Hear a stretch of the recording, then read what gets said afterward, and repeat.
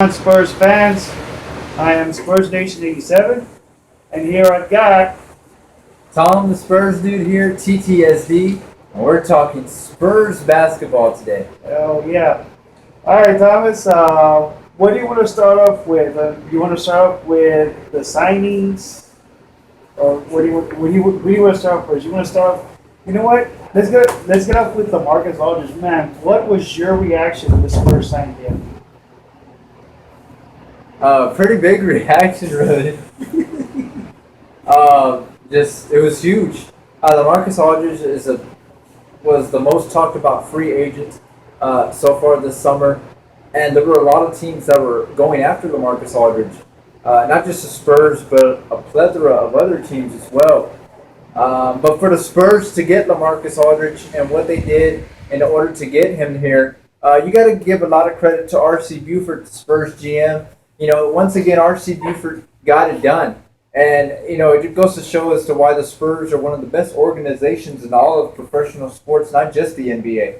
But LaMarcus Aldridge was drawn to the Spurs not because of money, like so many people think, but because of who the Spurs are as a team, as a culture, as a city like San Antonio, the culture that it has, and the winning, organization that the Spurs are. And that's what lured LaMarcus Aldridge. That's what brought him, and that's the decision that he made to join the Spurs because of that. The Spurs were able to clear enough cap space, and that allowed LaMarcus Aldridge to sign with them. But a lot of things had to go right for them to get him because they had to make room, like I said, with the money, and because of that, the Spurs decided to trade Tiago to the Atlanta Hawks. And when I saw that trade go down, I knew at that moment that LaMarcus Aldridge had confirmed to the Spurs that he was going to sign with them. Because there was no reason that the Spurs would have made such a pretty big trade in trading their center, Tiago Splitter, who's been with the team quite a while. They wouldn't have done that if they didn't know for sure that LaMarcus Aldridge was going to sign with them.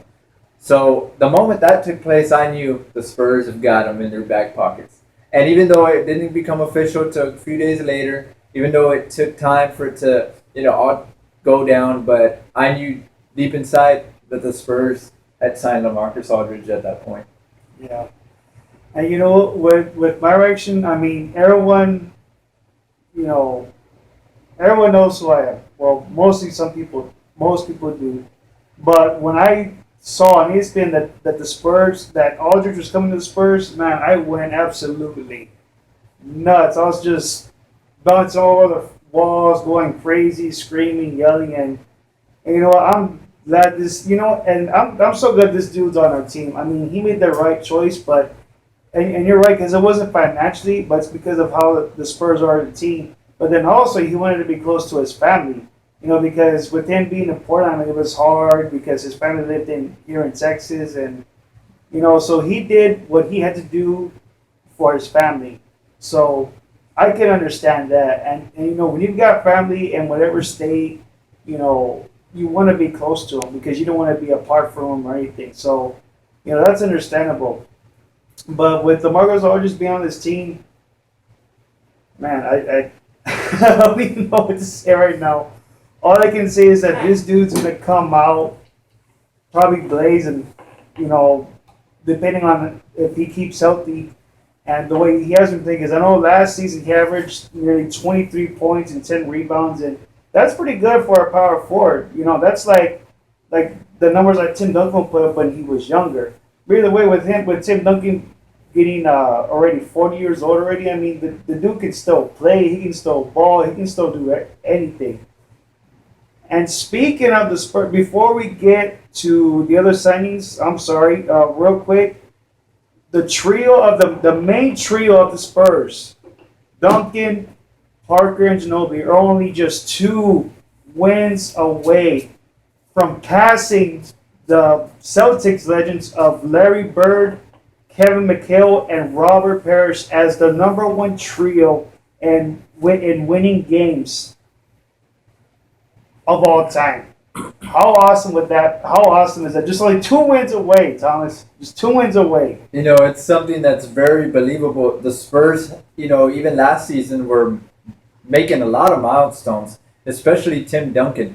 Tim Duncan just continues to break milestones year in and year out. But that's because, the Spurs, they have great chemistry. They've won over the years with just 3 players. And we're talking about, besides Tim Duncan being the first round draft pick in '97, Manu Ginobili, a very late second rounder, was the 58th pick, 57th pick in the NBA draft. Tony Parker picked very late. The Spurs find players that mesh well together. They find players that can play together, have great chemistry together, and there's no egos. That's the reason why the Spurs have been as successful as they have been, unlike other teams. Because with other teams, you just don't see it. You don't even see it in sports these days, let alone the NBA. So what the Spurs are doing, the milestones that they're breaking, nowadays, it's become a part of the norm. The Spurs make milestones, they win championships, and at the end of the day, they just go about their business. But yes, just 2 wins away, and it's obviously going to happen. And I'm pretty sure even the Celtics trio is already sitting in Boston, sipping their cups of tea because they already know they're about to get past. Oh, yeah. Oh, my God. And then also we got the signings of... Boban Marjanovic. And then a trade to the Kings, a second round future draft pick to the Kings for McCallum and David West. Man, how good of a pick! What's your reaction on with David West and McCallum and Marjanovic? I mean, do you think they're going to make a huge impact? I know David West will, because David West is already 35 years old. This dude's still jacking up, putting up 15 to 20 points per game at most, and grabbing 7 to 9 rebounds. And he can still. And the one thing I love about this dude is that he keeps himself in good shape. He's very aggressive, and he drives to that basket with no fear. And that's what we need on this team. We need players to drive to the basket fearless. Because if they're not making shots from long range, they just need to drive they need to drive that ball in. But what's your take on with West, McCallum, and Marjanovic? Well, like you said with David West is a huge veteran pickup for the Spurs. Obviously he came from the Indiana Pacers. He left at least $6 million on the table. That's saying a lot, especially when you're an NBA veteran and you know yourself that you're worth so much more money. But the fact that David West did that to join the Spurs, once again, it goes to show that because the Spurs are such a great team, and he understood that coming into the Spurs, that he's going to be playing with the best coach in the NBA, and Greg Popovich. A lot of factors came into David West wanting to join the Spurs, but one of those reasons had to be playing for Coach Pop, knowing that he's going to limit your minutes, knowing that you're not going to have such a burden on your shoulders, like you would have had in Indiana, where it's just Paul George, George Hill. They just lost Roy Hibbert to the Lakers, so he would have had a lot of pressure, to score points. With the Spurs, he comes in as a backup for Tim Duncan and LaMarcus Aldridge. And if, the Spurs can play and experiment with different types of lineups, they're going to be able to utilize David West and his NBA veteran experience, and it's just going to make them even greater than what they've already been. This is what makes the Spurs such a dangerous team again. And it wasn't just the LaMarcus Aldridge signing, but other signings that they did as well. They did a very under-the-radar move by signing Boban Marjanovic from the Euro League. This is a 7'3", 7'4" guy that's going to come in, play center. No, he may not get a whole bunch of minutes, but, like the role that, we saw Jeff Ayers play last season, and, guys like that, Marjanovic is going to be able to come in for the Spurs and provide them the big man that they needed for a long time. They need rebounding, they need shot blocking, they need rim protection, and that's what Boban Marjanovic brings to the Spurs. And he did that, in Europe. Just watching his highlights, he's a very good player. He's fundamentally sound. He can turn around and hit shots, and it's a fundamental guy. And a lot of people aren't familiar with him. But once that's the thing about the Spurs. Normally, when they bring in players, they become known. Pop knows. He does a real good job of making players that aren't household names become the household names. I mean, he literally turns a bottle of Fabuloso into the original Mr. Clean, if you will. It's like when you're going shopping in H-E-B and you're comparing the generic brand to the original name brand. Well, that's what the Spurs do. They go out and they hit the generic brand players. Not to say that they're not good enough, but they get the generic brand and they still get the same results just as they would with the household name brands. The Hill Country Fair. And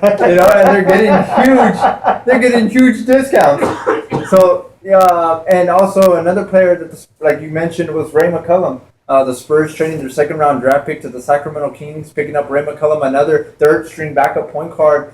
They immediately replaced Cory Joseph. Look how fast the Spurs were able to replace their players, and they did it very quickly. As soon as they lost one guy, they replaced him the next minute. Marjanovic came to replace Aron Baynes. Now you're seeing Ray McCallum, another good point guard that's going to replace Cory Joseph.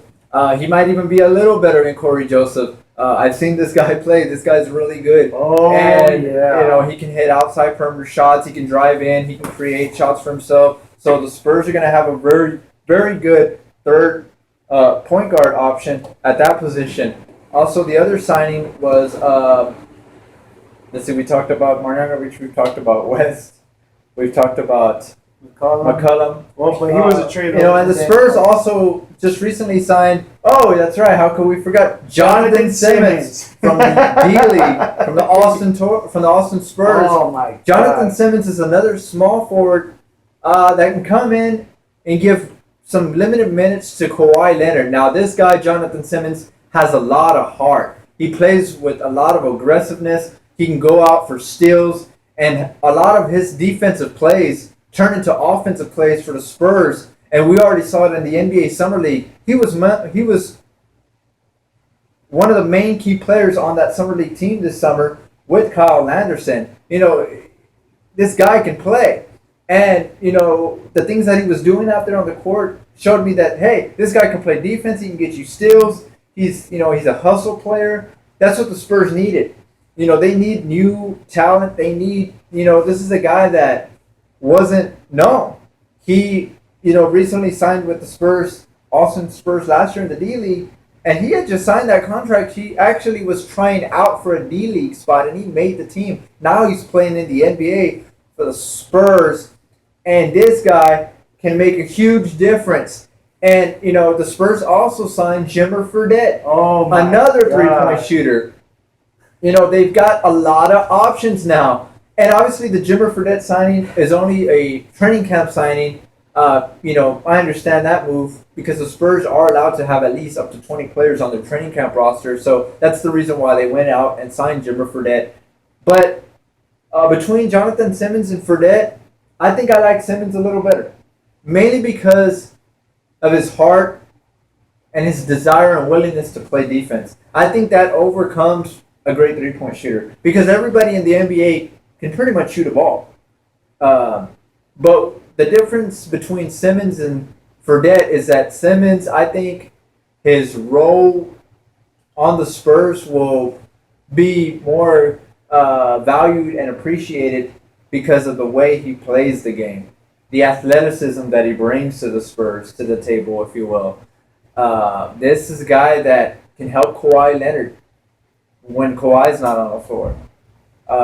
So, these are obviously great pickups. And also the Spurs re-signing Danny Green for only about $40 million, which is a lot less that, he was projected to make had he signed. Which is the $45 million. Had he signed with the Toronto Raptors or the Detroit Pistons, they were offering him way more money. But the thing with Danny Green, was that, yes, at one point it was being reported that he wasn't going to return to the Spurs. Now, Spurs fans have to remember all these reports, these things change. And the players themselves don't even know what they're going to do at that moment. But after Danny Green talked to Coach Pop, he basically told him this: Pop, if you can give me close to the amount of money that the Raptors and the Pistons are offering me, I'll stay with the Spurs and I'll continue to play for you guys. I just want at least close to that amount. And obviously he took a whole lot more money because, teams were offering him more. But because the Spurs are such a great team, he decided to stay. What are your takes on those signings? Well, Jonathan Simmons, that's a good pickup because I didn't really get to watch the Summer League, but I did see the highlights. Man, this dude, he does play with a lot of heart. He's very aggressive when driving to the basket. I mean, he literally can. He's literally can posterize, shoot anyone that comes in his way, and that's what we need. We need someone to drive to the basket and be aggressive about it. So with the Spurs signing him, that's a very good pickup. And then with Jimmer Fredette, yeah, the Spurs signed him for training camp and stuff. And at first, I really thought about it. I was like, I'm not sure. But then I think about it like with the way how he's played before. I mean, he's a pretty damn good 3-point shooter. I'll give him that. He's a real good 3-point shooter. He's like another Marco Belinelli, but he shoots a better high percentage than what Belinelli does. But don't get me wrong. Belinelli was a fan favorite of mine coming off the bench. Man, that dude lit it up like nothing, like no one's business. I mean, the dude could barely even be stopped. Speaking of Belinelli, a big shout out to Marco Belinelli, Cory Joseph, Aron Baynes, and Tiago Splitter. Hey, thank you guys so much for being on this Spurs team and help bring home a 5th NBA title. We will never forget you guys. You're always going to be a Spur in our hearts, no matter what anyone says or anyone thinks. But thank you so much for y'all's time here in San Antonio. Now, before we get to the end, the Spurs brought back the Claw, Kawhi Leonard. Danny Green is back. The greatest power forward ever, number 21. Tim Duncan's back. Ginobili's back. I mean, it's so good to see all of our regular players coming back. And you know what? Speaking of that, Pop made a good point that this team is going to be a whole new team, and he was right. I mean, we got new players. I mean, we got new players within an instant. Because now we don't have Cory Joseph, Belinelli, or we don't have none of those guys, and it's true because they were easy to pick up someone within an instant. So now, all I can say is this. This team is so dangerously scary, they give Freddy Krueger nightmares. My God, they're giving Freddy Krueger nightmares. They even give me nightmares just by even looking at this team. Oh my God. I'm shaking already. I know. I'm like hard for me to even sleep at night anymore because I'm getting nightmares about them. And ironically, the Spurs will probably be playing on Halloween, so even more terrifying for the league. Oh my God. Alrighty, well, quick message real quick. To the NBA team, I know no NBA team or players are watching this, but watch out, NBA. And also, I hope you have y'all's caskets for the teams because the Spurs are going to be putting every team in their casket. Mark my words. Alrighty, Spurs fans. Well, thank you for tuning in, and